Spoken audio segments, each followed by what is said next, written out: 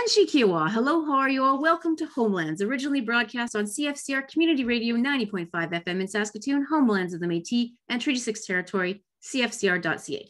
This is your favorite Auntie Andrea Letting, Dishnikashun. My name is Andrea Letting. Call me Auntie Andy if you like, and I'll be your host over this next half hour. I'm part settler, part relative, and 100% ally in relation to everyone. I'm just me, not a card-carrying member of an Indigenous nation, but I am loved, adopted, related to, and accepted by many, rejected by a few. Haters gonna hate, relators gonna relate. I am blessed to have Indigenous relations in my family and secretly may love them a little bit more than all the rest, only because they're the first peoples of this land who've welcomed all the guests. But I'm also of Irish and Scandinavian, along with a little bit of mystery. And that's the way I was raised, strongly decolonial and justice oriented with a big related heart for all. And I most empathize with my Batoche Métis friends and family and that history and culture growing up. And as an adult, have continued to try to live that Mi'kmaq Mitzvah, that beautiful good life. So from the fringes of the sash, I situate myself as a relative and an ally and welcome you, my listeners, as brothers, sisters, nieces, nephews, cousins in the Homelands. So we are welcoming a relative tonight who is a fantastic storyteller. And before we got started, we were just talking about horses. I love horses so much. So I'm just looking forward to whatever he wants to share with us, but I will let him introduce himself. So thank you, Darwin, for joining us. Good morning. My name is, as she said, Darwin Atcheynum. I am from Sweetgrass First Nations. And what I do out here is I do artwork for a living. And I go to the schools and present my artwork, but along with my artwork, I do storytelling. And in the stories I started off with are around my artwork and why I had certain colors and what the meanings are, and then why we had to have certain tools and whatever I had with me. So as I was at the schools presenting my artwork, I would have stories with them. So they started calling me a storyteller on there, and which I do both, I guess, nowadays. I do a lot of the full-time artwork out here. And then my wife, Kim, and myself do artwork full-time now, and she retired from her job in North Battleford here, and then stays at home here, and then helps me with my work. And what I do with my artwork out here is I do stone sculpting for a living, plus I do First Nations cultural art. And I've gone up to the Glenbow Museum and I've looked at artwork up there, and I try to replicate all the stuff I've seen in the museum. And so the stuff you'll see that I make is like replicas from what they had in the 1800s and stuff. So it's not like a modern day gift shop piece of art that you buy. And then we travel lots in the past to try and support ourselves, try and pay bills, and, feed my family, like typical artists like anybody else. But during my travels, I got to meet a lot of wonderful people, a lot of different store owners and gallery owners. And one of the big galleries that I like dealing with it up in Alberta, and then they custom order a lot of my work out here. So, and then recently we've been connecting with groups up in BC that build, one of the big guys is them Pioneer Log Homes and out there, and then they build them big fancy log homes. So they've been commissioning us to do artwork for them. They display in their log homes, and then other people see that and then they order from us. But then it wasn't always like that. We had to travel all over to try and sell whatever we can to try and promote ourselves.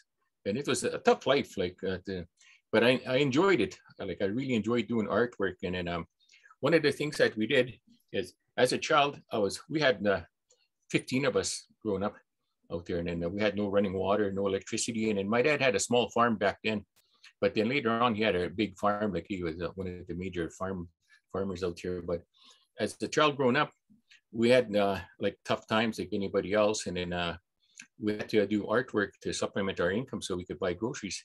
And I was taught to work with my hands, and I thought all this time that I was being picked on from my late mom, that because you got to stay inside, you got to bead, you got to do this, you got to do that. And I just thought, how come you're picking on me? You're always picking on me. How come we don't go after my brothers and sisters? There's lots of us. And she said, no, I'm not picking on you. What I'm doing is I'm passing on a skill to you. In the future, people are going to contact you from all over, and you're going to be working from home, and people will be ordering stuff from you. And then I thought, well, what do you know? I thought, you're no lady, but I didn't dare say that. I just thought of that. But then, because she pointed out the window, I was looking at the kids playing outside, and I just, oh, smokes, does that ever look like fun? And she said, yeah, look at them. They're playing outside right now. They're having fun. But that playing's going to be over when you get older, them ones that are outside playing now are going to have to go to North Battleford, Cutknife, or Saskatoon, Lloydminster. They won't have to get a job and work and travel back and forth. You won't have to. You'll be at home, and people will be calling you from all over. And she's right. Like now, we're at home, and then we do our work here, and then we've got work up in New Zealand, up in Australia, up in South Korea, like stuff like that, like in Hong Kong. Like we got all over the world that we got work at, but it's not like everyday people knock on your door from all over the world. It's just in the past that we've sent some out there. And then right now I'm just like from Quebec, Ontario, Manitoba, and Saskatchewan, Alberta, and BC. We have work out there, like constantly have work piled up. And then right now in my workroom, I have about probably 10 pieces of art that I'm working on to distribute out there. Like we already have homes for them. I just got to finish working on them. And then one of the things that I learned on there was whenever you made something, you had to make it to the best of your ability. If not, you'd have to take it all apart and redo it again. If you find a mistake on your work, then that somebody else will see that mistake and then they'll come back to you, so people won't want to buy off you. So it was kind of like we're pressed hard at the times, I thought, but it wasn't that we're pressed hard for our work to be a perfectionist with what you're doing. It was to try and do the best that you can, the best of your ability. So if somebody else sees that mistake, like if you see a mistake on there, somebody else will see it, and then they won't want to deal with you again. So you got to make sure that you did things the best that you can. And if you did it that way, the best as you can, and it's flawless, and to you it's flawless, then somebody else, it'll be flawless for them. So at times I'd have to take my work apart like 5 or 6 times before it was accepted to go out. And then at about probably 11 years old or 12 years old, I made a fully beaded vest, all on beaded in the front and in the back. And that was for the University of Regina. And one of the professors came out there and commissioned my late mom to do that.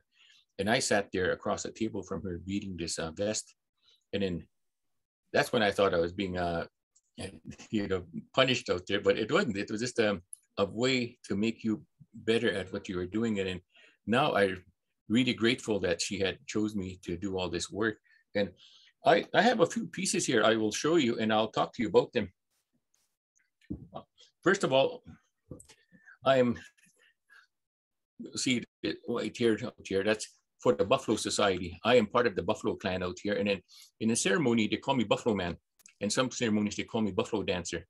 And everybody has a guardian angel in our culture. Like when you're Catholic, you get baptized. So you have, the Creator takes care of you. It's one Creator that takes care of everybody. In our culture, we get our spirit name, and then we have our animal protector that guards us. But as just like in our culture, it's like you're being baptized when you have your culture name. It's the grandfathers that give you the name. So you always have this guardian that watches over you in your life. And a lot of the kids we see now are, so you'll see some wild kids that are out of hand, out of control, like they're lost in life, but they're actually, they haven't found what they're supposed to be doing. That's what we're taught. And once they find what they're supposed to be doing in our culture like that, they'll live a straight life. They'll, succeed in whatever they're doing. And then a lot of us that don't follow our path, what we're supposed to be doing, they're the ones that are lost and who are, stuck with the bottle and stuff, where addictions and stuff like that, they're lost in the cities and the, streets, whatever. But, they're all good people. Just that they're lost. They haven't found what their calling is. And then a lot of it, the residential school took away a lot of that stuff here. One of the things here I'm going to show you is a white buffalo hat here.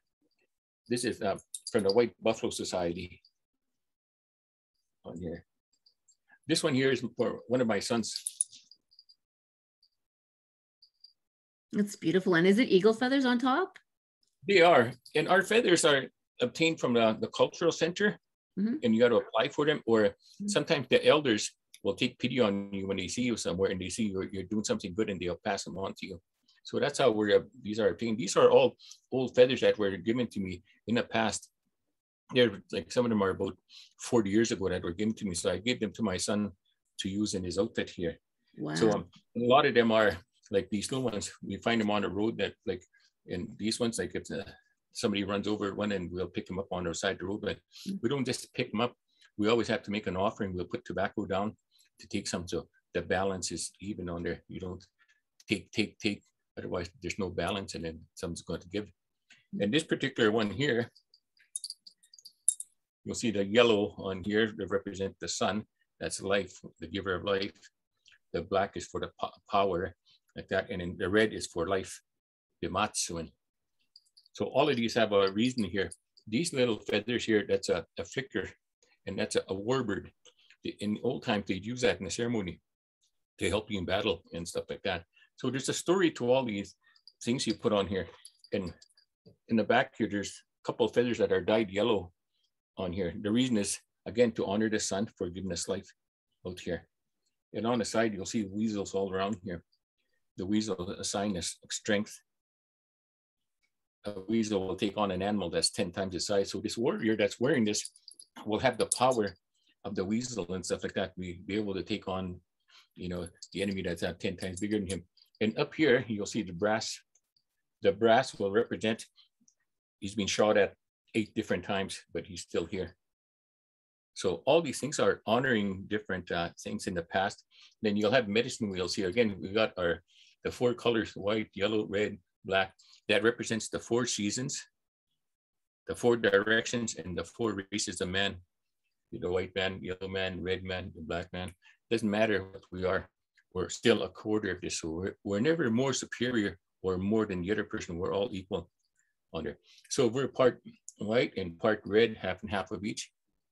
So you're still only a quarter of the circle. So we're still no more than the next person. So we're all equal on there. So stuff like that, you learn all this stuff as you're growing up in the cultural phase. The horse here represents being strong, being able to travel long distances. So this guy here will be able to travel all over without being tired because the strength of the horse is with him on here. So everything you'll see on here represents a story. It's not like, oh, that's a nice hat. I wish I had one. You know, just when you go out there and you arrive in a different camp years ago and you're wearing this hat and stuff like that, people would know what kind of person you are. They'd know if you're a brave man, honorable man, a good hunter, a good warrior, whatever, just from the way you were dressed. So I replicate all this stuff on here. And then this one here being the White Buffalo Society, that's because that's my son's hat here. So he's part of the Buffalo Society on here too. And my wife's on the Eagle Society out there. So she has a lot of eagle related items for her.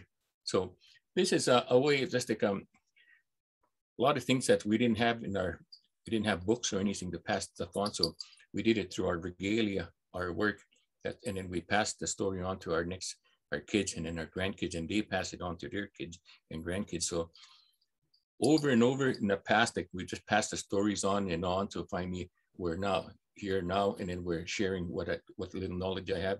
So if everybody shares their knowledge of something here, it's going to be a better world for the kids, because a lot of that stuff is lost because of the residential schools out here. People weren't allowed to talk about stuff. As a kid growing up, a lot of this was hush, hush, shh, don't talk about that. You know, we're not supposed to, because they were scared of repercussions of what they went through. My late mom was brought up from her grandmother, so she was brought up real cultural, traditional lady. So I was brought up that way, you know, doing the artwork across the table. My dad was in residential school, so and we'd be talking about cultural stuff. He'd come home from working in the fields. Hey, quit talking about that. He would tell us that we're not allowed to talk about cultural stuff. So as soon as my dad would walk in, boom. So that's nice beadwork you're doing. What, you know, like we changed the subject right there. It's just like we weren't ever talking about that stuff. But later on, as time went on, we were able to talk about that. But the wounds were still fresh as a kid when I was growing up, like that he wouldn't let us talk about stuff like that. So this is, again, the White Buffalo Society hat. I got regular hats here too, the brown ones. I got a raven hat out here. I got another White Buffalo Society hat with a long trailer that goes right to the ground in the back. And then there's feathers all the way down. Just that everything's all in their stands here, and I don't want to be jumping up for each one. So I'll just want to get a few things through here. I'm just a few of the art pieces that we've done here. And as I said, we do a lot of different things, and art is art, life is life. Like I try and bring life to things like there's the fur that you see on that hat, the weasel skins, the horns that are on there. There were things that were being tossed normally. And then but I put things together and then I'll try and bring life to it. I'll find horns on the ground when I go traveling. I'll pick up them horns and I'll give them life. This here is a dog soldier hat. Wow.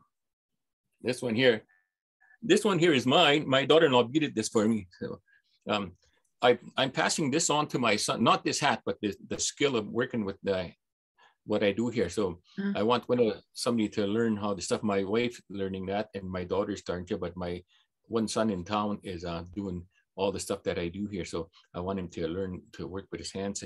This one here, my daughter-in-law beaded this, and when I taught my son how to make the hats, this is one of the first hats we worked on together. This particular one has 500 feathers on here. I was gonna ask, like, what kind of feathers are they? Because they're long and black with a white tip. They're supposed to be raven feathers and crow and magpie, but imagine how many you would have to get to make this. Mm-hmm. And then what we've done is get pheasant feathers from the south, because there's a lot of pheasant hunters.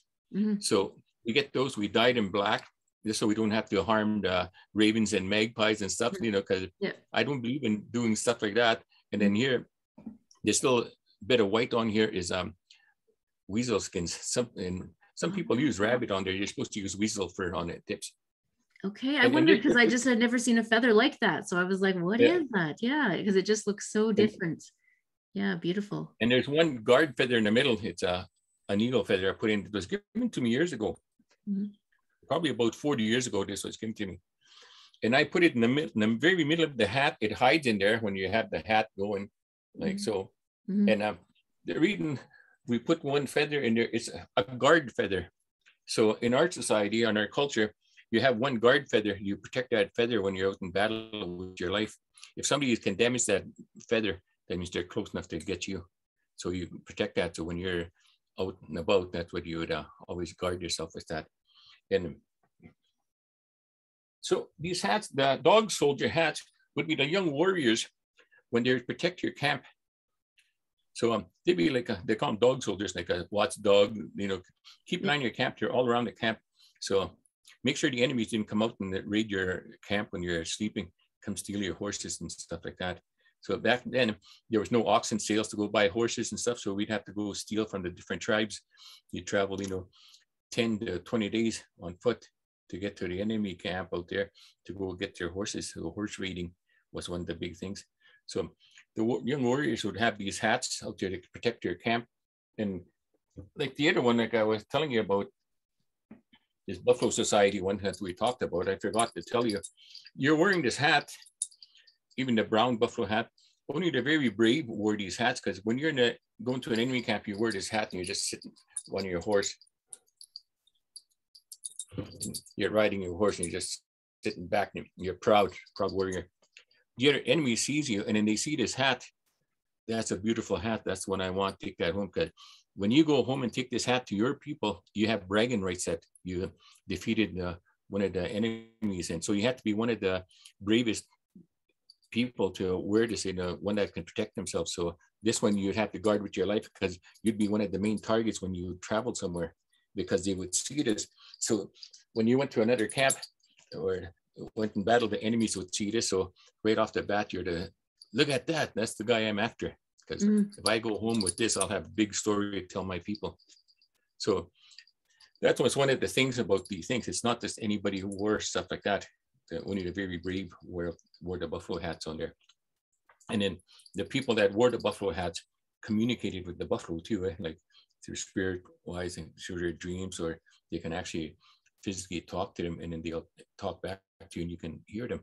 Like myself, when I go, I see buffalo and I pray to them and I talk to them, I hear them, they talk to me just like the way I can talk to you and I hear you.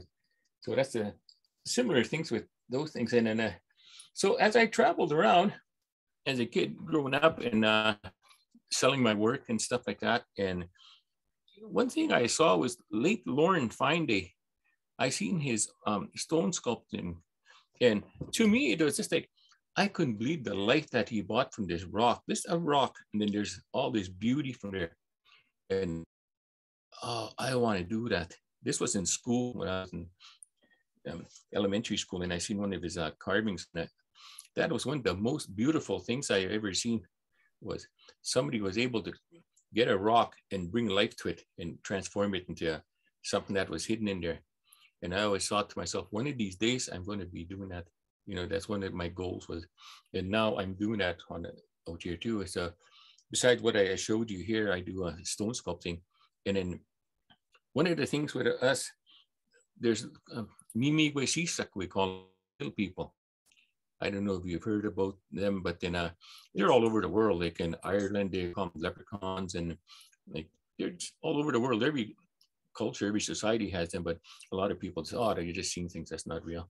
You know, stuff like that. They ignore them, or some of the people weren't allowed to talk about stuff because they'd burn them at the stake because they'd call them witches for talking about things like that. But to us, the little people is a big deal, and we make offerings to them, and then they work with the rock. And then when I started working with the rock, I got a shop out there. One of my studios at the rock studio, I call them the rock pit. It's out in the bush in the back of the house, and then there's people have seen them in the past in the south of our place here in the pasture. So they come out there and where I carve because they're fascinated from what I do, because they work with rocks and they can shape the rocks into the old people would go give them tobacco and offerings, and then they'll take a rock, make an axe for you, like a tomahawk stone, whatever they would shape that for the old people as an offering to trade for, you know, whatever you gave them. So with me, when I work out in the bush, I'll make before I do anything like the buffalo hat, the dog soldier hat, the stone carvings, I do a prayer for everything. Even this morning, like every morning I do a prayer out there. We smudge our sweetgrass and our, you know, thunderbird smudges, depending what we're doing that day. So we'll have a prayer to thank the Creator for giving us another beautiful day, waking up to the sun's out and finishing. Yesterday was a beautiful day. We're still here, you know, that. So we always give thanks for everything. All the animals, the moose, I give thanks to for feeding us year round. Every day I thank them. I thank the ones that were here before, and they taught me a lot of stuff. If it wasn't for them, I wouldn't be here, and I wouldn't be able to share a lot of the things. And this one here is called the Talking Rock. That is amazing. Oh my gosh. So is that horsehair coming out of the face? Yes, it is. It's like it's so powerful. It is. It scared a lot of people from, because the story with this here, the rock was in my rock pit. So when I'm going up to the mountains and to the art galleries and stuff to go sell my work, I would try and make big carvings just so I could make more, so I don't have to travel again right away.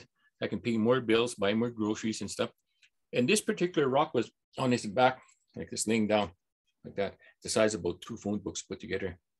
So I did my prayer, and in Cree I went, Ami, and that's why I'm going to do that Dan when I was done, which is, oh, it's pitiful how small you are. What am I supposed to do with you? And if you ever go in the sweat in a ceremony, the grandfather rock will talk to you. Then he, after I said that, this pitiful how small he was, in Cree comes talk to me in my right side. And he goes, but the whole thing went on, and I'll translate what he said. Hey, don't ever judge me by my size. I am the grandfather rock. Look at your home. I give you life. I take care of you. I feed your family. Now, don't ever judge me for what you said today, because he was pretty upset. For what you said today, I want you to carve my face on here. I want the people to see me, to see how old I am, how powerful I am, and don't ever say anything to me again. So I carved this guy, and I had him at the store in town for 12 years because he wanted the people to see him. And then I brought him home. I put him at my altar. When I do my morning prayer, he's there with me. And I take him to the schools. And that's why I showed him to you, because he wanted the people to see him. So that's why I wanted to share the grandfather rock. I called him the Talking Rock because his spirit had spoke to me, and he told me not to judge him ever. So all the rocks that I had, in fact, in my pocket, I carry a small rock with me, and it's a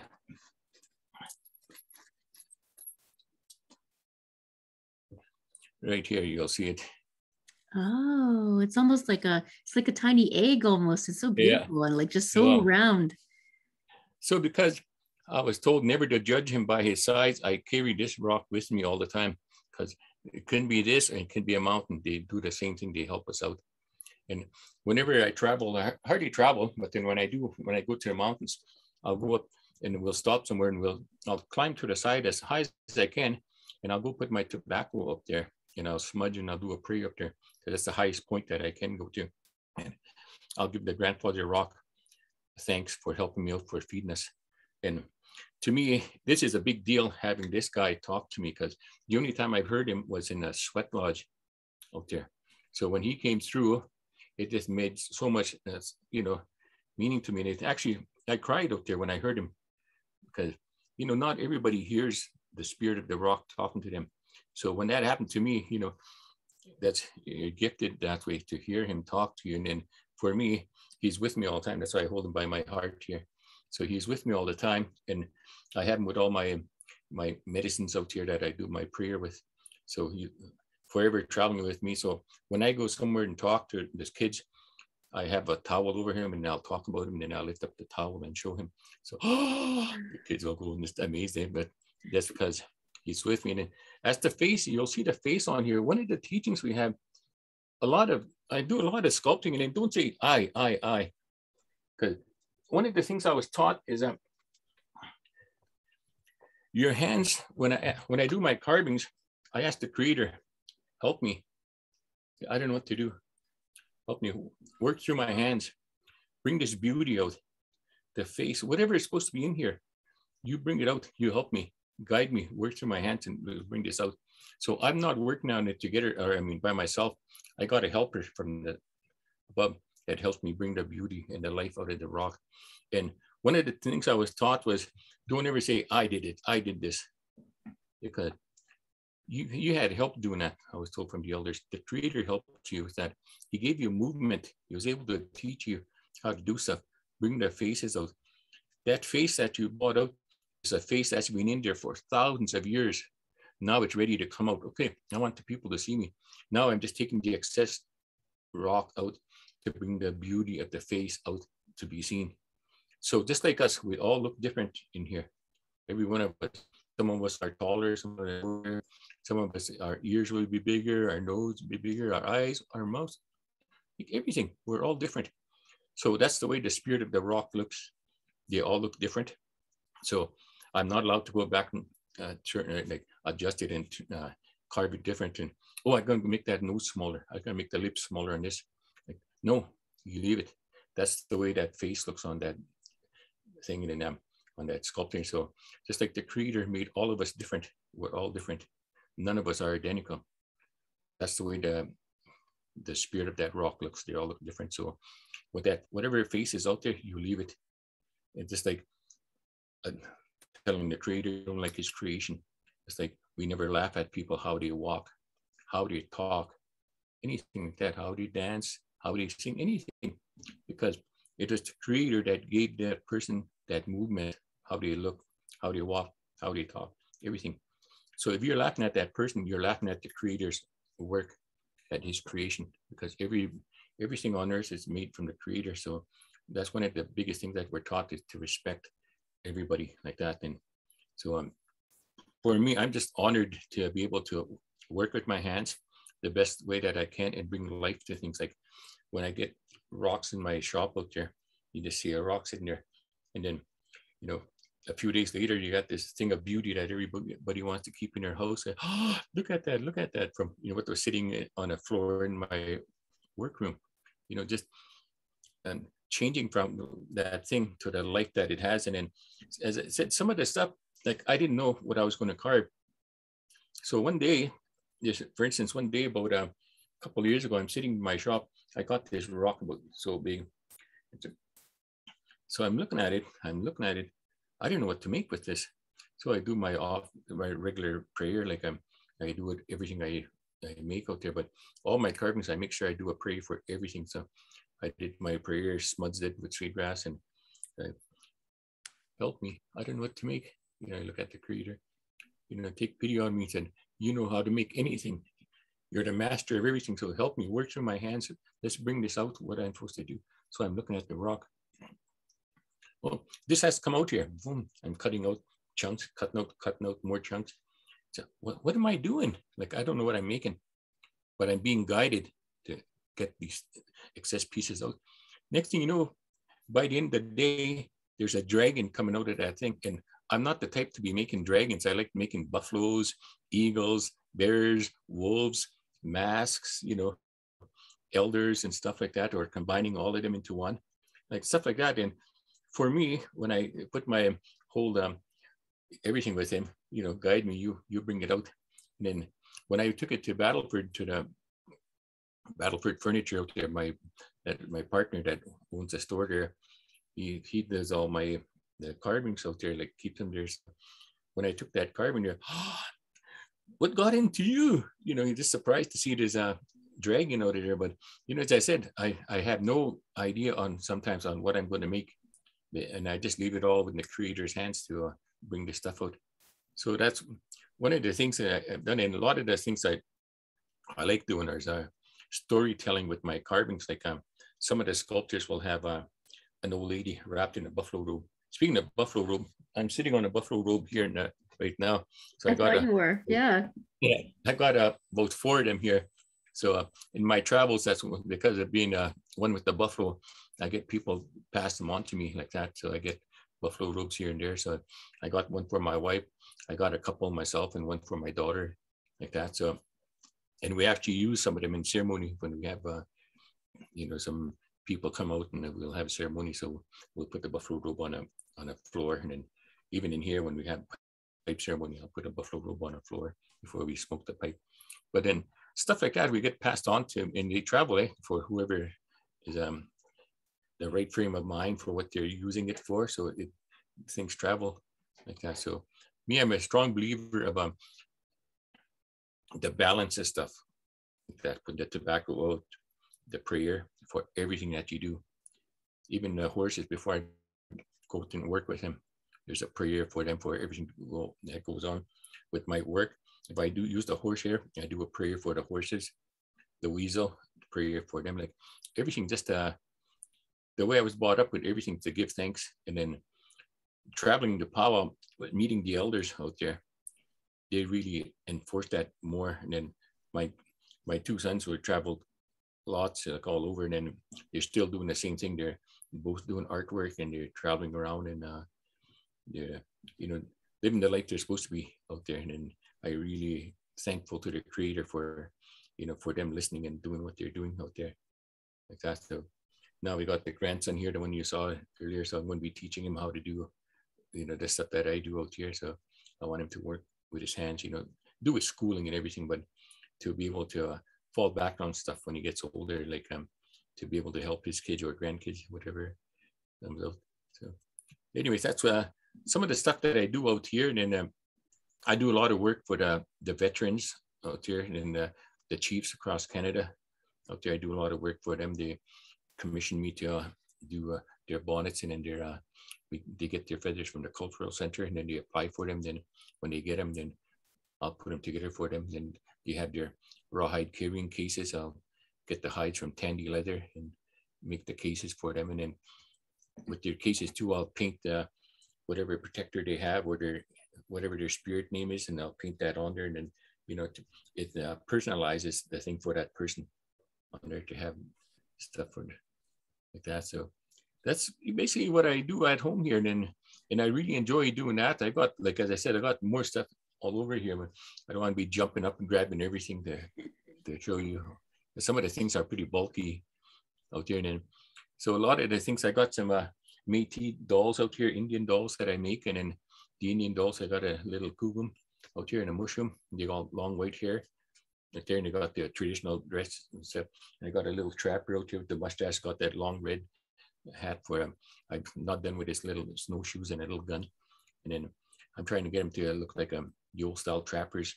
And then, because back in the 1800s and early 1900s, they couldn't afford to buy toys. So I make these toys out here, and then I keep them for the doll collectors and stuff like that, and also for certain friends that come out to visit, and then I'll pass them on to them like that. And then I've showed my work to and I don't say nothing to this guy. I just, here you go, here's some dolls. I don't know nothing about them. I said, tell me a story.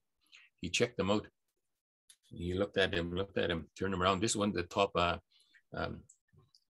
antique dealers out there in Saskatchewan. So I didn't say nothing. I just told him, what do you think of these? Where did you get them from? Well, they were passed on to me. But there were things I made about a week ago. So they're a week old, but just to give you an idea of how my work looked like. So he turned them around, and he tells me, these are made in the late 1800s, maybe in 1870s, 1880s. You can tell from the hide, from this thing. And he started telling me this long history of the thing I made a week before, not realizing I made those, but I didn't want to hurt his feelings. Said, sorry, you're wrong. I made those last week.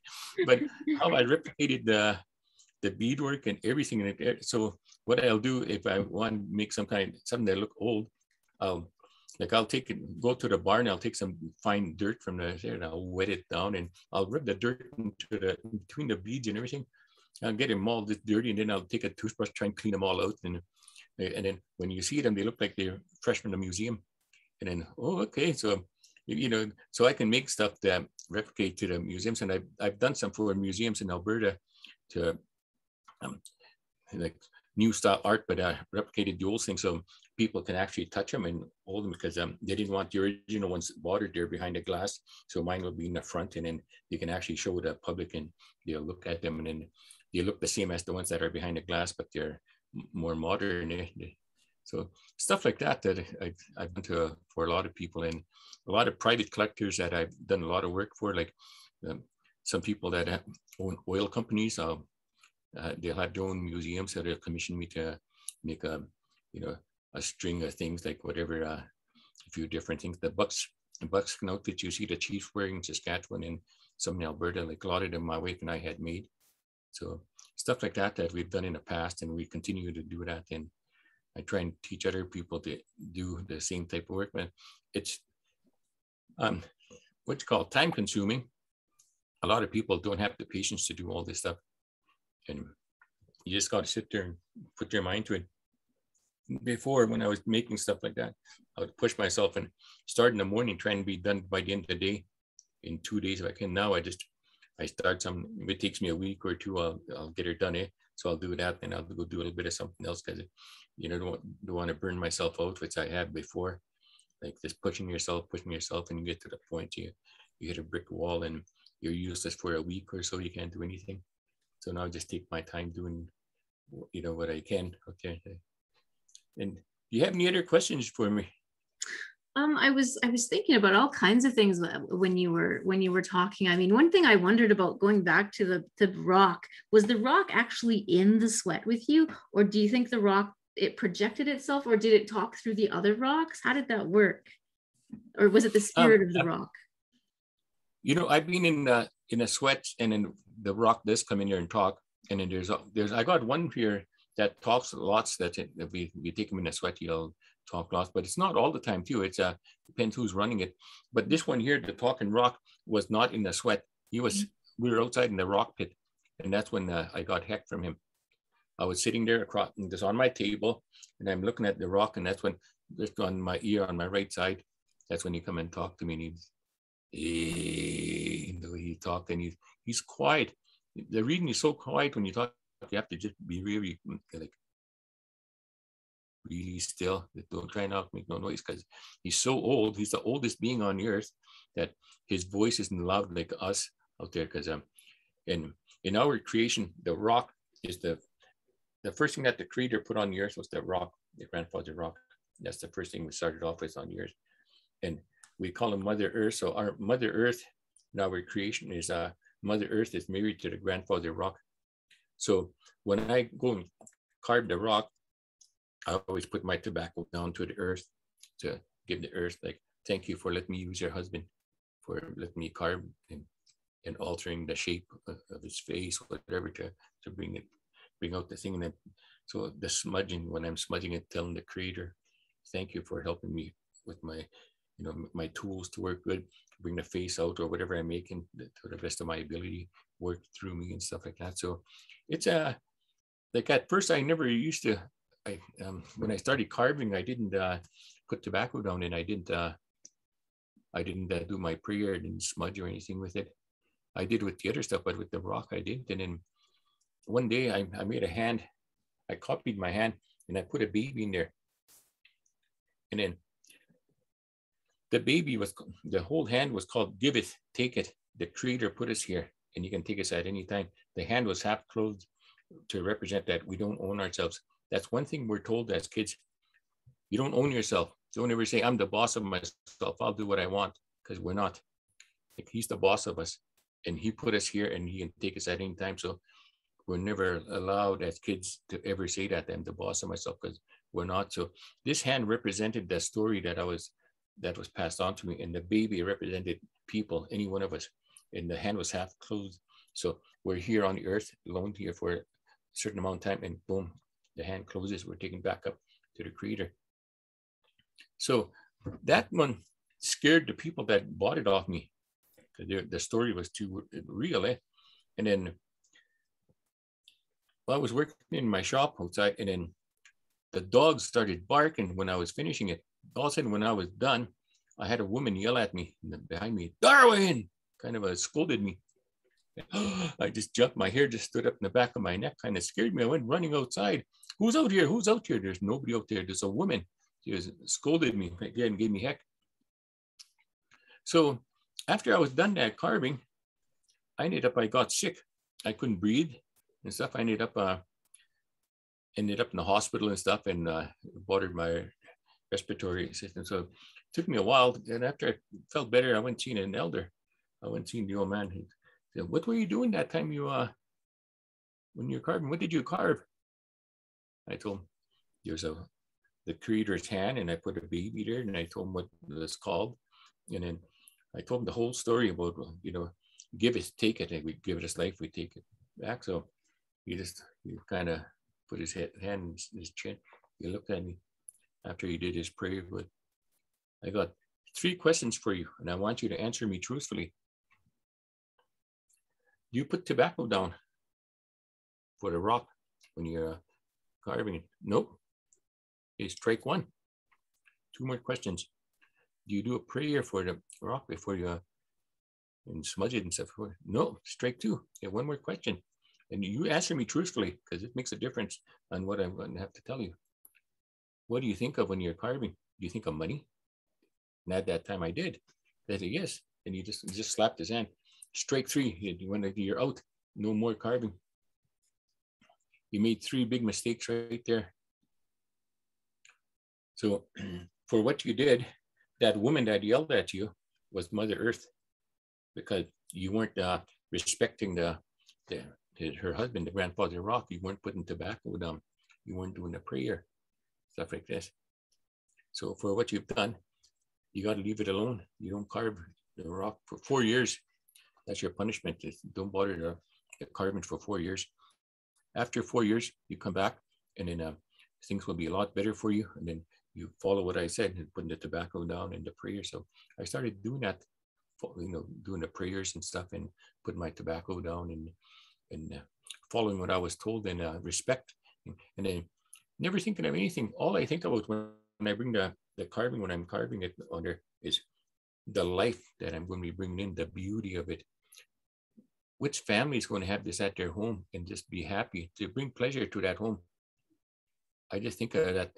It comes from my heart now. Anything that I do, or the sculpting that the Creator helped me make, it comes from here, from my heart. And I just boom, bringing love to your home. Yeah. When you go and see that on your fireplace, on your coffee table, look at the beauty in here, and to make you feel warm inside and then happy out there. So that's what I want. That's what I think of when I make stuff now. I never think of like before, this finances. Oh, how much can I sell this for? How much can I sell it for? So that's the last thing on my mind when I do the sculpting is what it's going to bring to your home. The warmth, to bring your family together, talk about it, sitting around watching TV or having a cake, whatever. Anything you do at home to bring your family together more, and bring love to your home out there. So when I do my prayers on that, the sculpting, that's what I ask for to bring everybody together on there. So like the other frame of mind I had before is not there. It was just like, you are bringing life, bimatsuin. That's life, bimatsuin. So even in the mornings when I do my morning prayer at the end, I think, when I'm done, hey, bimatsuin, life for everybody. So that's one of the biggest things that I like to share with people, is that the power of prayer, and to bring people together more like that. So being brought up like that around the work that I do, and with my late dad, that was one of the biggest things that he had out there too, was the power of prayer to help you out with stuff. And then we grew up with being told that all the time, and now I see myself living the same life he did. Like, he farmed and stuff like that, but for me with the artwork and stuff, but what I mean, like being together like that, where the same is from the heart, from the creator, or respect, and trying to teach other people to, that part, getting closer.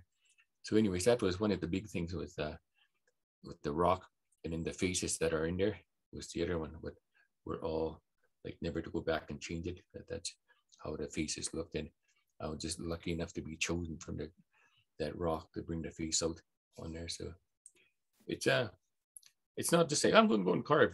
It's not like that. It's when I'm out there, it's just like I'm at one with nature out there in the bush, because I put I got a little shop in the front here, and then now I didn't like working in there because people would drive up to the house, and then I'm in my shop working. Oh, you're not working today? Like, I'm doing artwork here. I'm doing sculpting. So that's work. So okay, I'll just hang around here, and then they sit around and do nothing, and then I can't have somebody doing nothing, and then I feel like I'm ignorant. I got my back turned. I'm doing my mind, and everything is onto the rock. So I feel like I'm being ignorant to them if I turn my back on them, because I got to look at what I'm doing. If I'm sanding it or filing it, I can be talking to you like this. I'm filing it and talking to you. Sanding it, I can be sanding it and talk to you. But when I'm actually out there with my tools and stuff, I can't. I have to turn my back and look at what I'm doing, so I don't make a mistake. So I feel like I'm being ignorant to them. So I ended up, I went to the bush out in the back of the house, and I made a carving pit in the bush.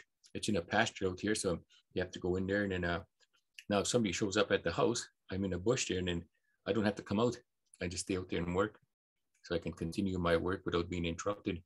And then I had people driving in and out. If I'm expecting somebody like that, it's different. But if I'm working and I don't want to be interrupted, I just continue working. And then I built a shop in the back out there, a metal one out there. And then I went, sat in there. I looked around. No, I don't have it. Like, there's no feeling of it in there, because it's all tin. It's all, you're enclosed in there. Like, as the bush is something else. Like, everywhere you look around you, there's trees there and stuff. And then I got a lattice, just like when you're out in the park, you're out at one with nature. So it makes you feel good. So that's the way it is with my rock pit out there. And I have the shelves in the back with all the rocks in there, and I got all my tools hanging in the back. I got about 10 different saws on the back, different tips on what kind of etching I need on my stone there. So I sit out in the bush out there, and then I feel more connected with nature when I'm out there. So if I'm happy with what I'm doing, like the rock is happy, we bring a better looking thing in the house, instead of I was like, you feel like you're being forced to do something.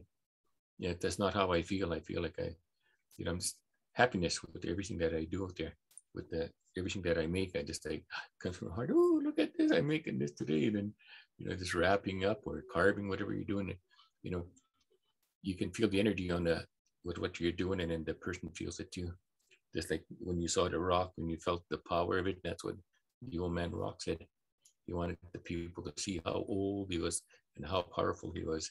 And so I take him around all over it, just to share and also honor his wishes of having people see him, because he wanted to be seen out there. Yeah. So that's about all I can share today out there. So. That was wonderful. That was absolutely wonderful. Like, it's so nice to hear all these, stories about you know, the gift of life, and the gift of creation, and the joy of kind of doing, you know, kind of what you've been taught and what you've learned, and then sharing that, right, and passing that knowledge on, not just to your own family, but then sharing it with the community and schools and kids and everything, right? Yeah, I really do enjoy doing that. And then, like, next week on, we'll be traveling most of the month here to different schools, talking to kids, and some of them I'll be doing Zoom and stuff because you know, because of what's going on today with the virus. So like, I think next couple of days I'll be traveling. That I'll be on in front of the computer talking to kids. And I got some in Alberta. I got to be talking to them too, and then different places that we go out and do this. And then the cultural center, we finished one with them about a couple of weeks ago. We did a program with them too, and they had the same thing through the computer and stuff like that. So yeah. So anything I do out there, like I said, I really enjoy doing that, and I enjoy passing my stuff on. And a lot of people ask me sometimes, aren't you tired of doing this? And I said, no. I said, well, why do you do all this stuff? Well, it brings me pleasure. And then the thing is, once I'm gone from this world, I want as many homes to have a little bit of me in their homes that I've made in the past. You know, just all the different homes that, you know, I don't know what's going to happen, but when you pass on, I'm hopefully you go around, visit them pieces, you know, different pieces. But then, you know, this, to me, it's just it brings me pleasure to leave as much things behind as, and like people can work in an office all their life and stuff like that, or do different things in life, selling furniture, selling cars, whatever like that. But what do you leave behind after you go? You know, what kind of mark have you left in the earth after you left, when you're gone from here? See, my things that once I'm gone here, I'm going to have like pieces all over the place. Like I got in Battleford as of December, I think it was, I dropped off my 1,000 stone carving. That's 1,000 at Battleford Furniture, and then they're doing an art gallery out there, and he's going to be donating 500 pieces to that art gallery. And that one was a little over 19 years it took me, and I've been hooked up with Chris Odishaw for all this time, and he's helped me out so much that I have to give him thanks for. If it wasn't for him, I wouldn't have that many pieces out there. And what started it off is I'd have people calling me in Banff and in Jasper to do art shows, and you know, different places. Hey, come and do an art show. So I'd have to, you know, working really hard trying to get enough pieces of, you know, because a lot of times you'd get up to 10 pieces, and then you're running out of money, so you'd have to sell your art. Then you'd run short for the art show on there. So I talked to Chris out there, and he said, "Well, I'll help you out." He said, "You just keep bringing me stuff. Don't worry about anything." So he just paid me for every week. I dropped off for the last 19.25 years that I worked with him. And after that was on Christmas. I think December 15th was the 1,000 piece that I dropped off. And then about 4 days ago, I think I finished the stories. So I had 1,000 stories that are written up. It's one thick book, and they're just, every carving has a story about what it means and stuff, what each piece means. So I was just like, oh, I can't think anymore. Like, you know, after you write 30 to 40 stories, then you have to take a break, give your mind a break, because you get like I can see that writer's block take the thing now, because I'm not a writer, but then I have to write stories from all of my carvings, and then also your finger getting sore from the pen. And his secretary said, "Why don't you type this?" Well, it's going to take me 5 years to type everything, you know. And so I wrote them all. And then what started them off is I did it on a phone. There's a tape recorder thing on your phones. You can record stuff on mic on there, and then record. So I had about 300 stories, and after that, I lost all the stories. My phone crashed, and then all of my stories are gone. So I ended up getting a nice thick book, and then just started writing stories. And then it took me a while to. That's 1,000 stories. It takes you a while to write up, and then some of them are short stories, some of them are long stories, depending on the particular carving. And then some carvings are similar, so they got the same title. Like Inukshuk's out there, I did a little over 100 for the Vancouver Olympics. They were supposed to go there, and then they ended up we got sidetracked. So now those ones are, um, what do you call them? I think you got about 40 of them sold. And what's going to happen with them is once the 100 are sold, that all that money goes to um, one account for what do you call it? For the kids, like all the interest from that will go to the money will go to a scholarship for the kids of the school of my choice. So I'll pick a school, then you'll get an art scholarship on there for the kids that are doing art. So I'll pick the school, and probably one of the schools in North Battleford I'll pick on there. So this one, and that wouldn't have been possible if it wasn't for my partner Chris helping me out on that. And then there's a mosquitoes and grizzly bear head have the old government house in Battleford, just south of Battleford. They bought that land, and then they're building a $7 million art gallery up there and a conference center.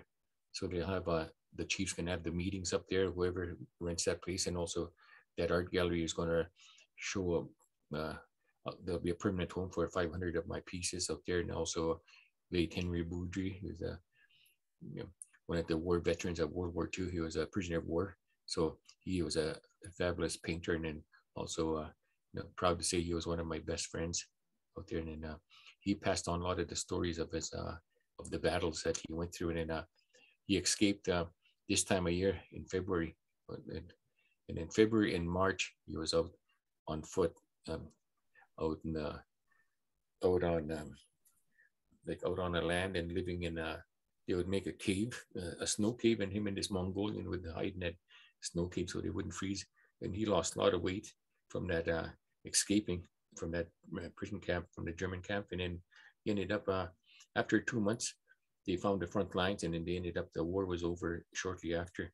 But, the stories of when he first enlisted, he was underage when he started the war. He went up there and signed an agreement to go to fight in Painting. So the commanding officer looked at his stuff. He looked at him. You're too young. You can't go in there. He ripped up that paper, threw it in the garbage. Go back out and come back in and write another one, but change your birth date. So Henry went back out. He came back in. So he falsified his information of how old he was, and then they shipped him off to Winnipeg for training for 1 week, then off to Germany to go fight on there. And then the stories he had right from the day he got captured, and when he captured a few of the German officers, like everything he did in his the battle, that he passed on them stories with me. It took us 6 months to pass on the stories, and then the reason he did that was I was making stuff for the veterans, the Eagle staffs, and plus the bonnets. So everything that you put on there, every feather that I use, I have to know a story of an act of bravery, why that particular feather is on there. So if somebody comes and asks you, why is this on there? I'm not supposed to sit there, I don't know, scratching my head. Just like, I'm supposed to be able to just tell you, well, this is for that time, this happened, this other one's for this time, So I got all them stories that were passed on from the veterans. So now I do stuff for like the Saskatchewan Veterans Association. If they want something, then they usually call me to do stuff for them, because they know there's a veteran that passed on the right to make those things. So to me, it was a big honor to have him. And also, he used to come visit my dad when I was a kid. He used to come and sell paintings. And then I used to just like, and he just at awe with him. Like, he'd come and sit down beside me, and he'd start talking to me just like an adult. And I was just a kid. But somebody to actually come and sit with you and tell you stories and talk to you. So what have you been doing? And to treat you with respect like that. And that's how he was. And even when he got older, he was 95 when he passed on. And he was here probably about 3 times a week. He'd be at my place to come visit me, or he'll phone once in a while. And when he'd phone, he was already in the late 80s and 90s, like that. And, what are you up to? And I said, I'm really hungry. He goes, okay. So I get to tell my wife, hey, Henry's hungry. So she'll make some stew or fried deer meat and potatoes and stuff. So I'll make a plate and go visit him and drop it off out there and visit him for a while. So he ended up making some paintings for my wife, because to thank her for all the things we've done for him. And I bought about 90 paintings off him out there. And they're just beautiful paintings of things of the past. And then I'm down to maybe 10 at the most here. And the reason I'm down is at Christmas party here, we'd have just to invite a bunch of families come out, and every household, then I would give them, here you go, there's a painting for you, you know, not realizing now they're $3,000 to $10,000 a piece now for the paintings on it. But you know, the thing, it wasn't about the money, it was about family coming together for me. So I shared all this stuff I had, and I bought the paintings off Henry because he was my friend, and also to help him out. And then I knew later on they're going to be worth lots like that, but then that wasn't why I got them. I got them because, you know, him being a friend of mine. Then I commissioned him to, I'd bring a picture, I want this done, so he'd paint those for me. So he started using the same ones that I'd commissioned him to sell at in Battleford. Chris has over 2,000 of his paintings too on there. He's always, he's got that big furniture store, and what he did was, because he'd done so good with in the Battleford, that he promised himself that he was going to help three different artists, and one of them was late Stan Wychopen. He made miniature like stagecoaches and little desks that they would give to the Chamber of Commerce, like that, you know, their little business desk, so that would be gifts for them. So he made all these stuff that were fascinating. And then Henry Boudry is the second one, who was a painter, and then myself being a stone sculptor, and he chose me. And I'm just grateful that I was one of the three to be chosen to be under his wing. Then the other two have passed on, and I'm the only one left from the thing. So you'd call him at the SIIT to go out there and do speeches and stuff, where the one is Skewen and stuff, even to go meet the Prime Minister. So they would call me, no, I want Darwin to come out there. So I would be the one to take him around. So I took him around for like a lot of places like that. Even when we went and had a half an hour private meeting with the Prime Minister, I was, you know, on honor for me to take him there. And then we had photos, shoots and everything. And then so he just went and told him what his story about the war and stuff. And it was nice to meet you type of thing. He was just an honorable man. And one day we had a humanitarian award, I think he got in Saskatoon. So we had a big thing at the at the Saskatoon or one of them places. We had a big meeting with him. So we had an awards night. So they had a bunch of different people. They had their awards, and here's late Henry sitting across the table. When he turns around, he looks at me, my wife, and then Chris Odershaw out there sitting beside me. He goes, then he points up at the awards dinner up there they're up on the top. You know, I don't know what this is for. He goes, it was for him, this award. He turned around and looks, and he points at that the table. I don't know what that's for. You know, all that stuff, that don't mean anything to me. That's what he told me. He said, what means a lot to me is you, and you, the three of you, my friends, you're here to support me. That whole thing means more to me, us here around at the table, than what these guys are doing for me today. You know, that's how he was with family. It was bring the family together. The more important for him to be with friends and family like that than any big award. Like, and I just made me feel good with the way he said it. You know, it just didn't matter what the awards and what he got up there. What was big to him was, you know, his friends and family to be there for him. That meant a lot. And then, especially somebody that's, you know, about 90 years old at the time, and then, you know, you can really see it on there. So anyways, I think that's about all the time we have today. Okay. Yeah, that was wonderful. So thank you so much, so much, Darwin, for sharing all these wonderful stories about art and you know, wonderful artists. I could listen forever, but yeah, we have to let you go too. Back to work. Yeah. So, Kishi Marzi. I enjoyed the day with spending with you this morning here, and then hopefully meet you on the days up there, and then you guys have yourself a good afternoon. You as well. I think it's afternoon now. Yeah, it is. Yeah, it's gotten into it's time has passed. We've moved from morning to afternoon. Yeah. Yes. Well, I lose track of time when I start talking too. So, well, it's so easy. So one story leads into another, you know. So well, that's the way with a lot of my things. Like I'll try and do a half an hour, 20 minutes, and some days I got a block. Just like depending if I'm tired the day before from doing stuff, I said, what do I do today? You know, but today was not one of them. It was a good day to share stuff with you. All right. Okay, thank you for your time today, and Thank you. Kishimarsi to our relatives tonight, Darwin Atcheynum. Sorry, Atcheynum. Did I say it wrong? Atcheynum. Atcheynum. Yes. Sounds like I'm trying to sneeze. I'm so sorry. You remind me, by the way, so much of Gabriel Dumont. Like whenever I look at you, I think, wow, you look like Gabriel Dumont. I've got a painting of him here. Mm-hmm. And on his sister was Elizabeth. Elizabeth is my great grandmother. That's Gabriel Dumont's sister. I knew it. As soon as I saw your face, as soon as you signed in, I went, Gabriel Dumont. But like, really. Yeah, no, that's his, we're related to on my mom's side. So my mom's mom was Katie White. And Katie White's mom was Elizabeth. Elizabeth is a sister of Gabriel out there. Mm-hmm. And he was a Buffalo. I mean, he was a Buffalo, as well, right? Like you probably know that, hey? Yeah, he was renowned. Yeah. No, I got a painting of him here, and then I went to an art show in Banff, or Jasper it was, and that guy, you might have heard of him, Dennis Weber. He's one of the famous painters. Mm-hmm. He's a Métis painter from. Mm-hmm. He had a painting of Gabriel Dumont, and I really fell in love with that, but I couldn't afford it. But he couldn't afford my buckskin outfit either. So I ended up, we made a trade out there. He gave me that painting, then he gave me a couple more paintings. So then I made a buckskin outfit for him out there. So he takes it around and I've seen him in it. Gosh.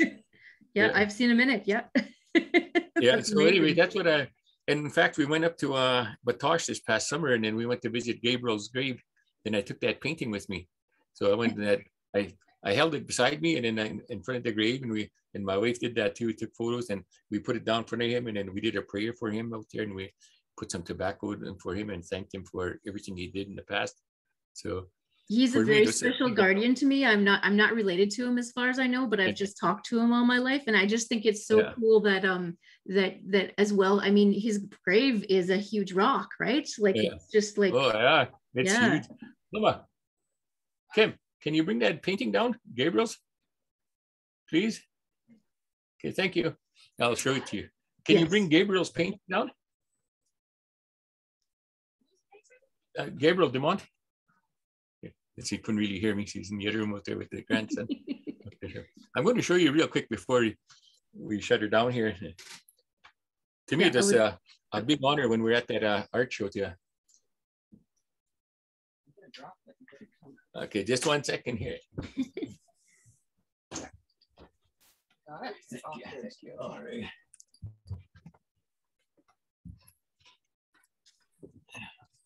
Wow. So this is one picture before, yeah.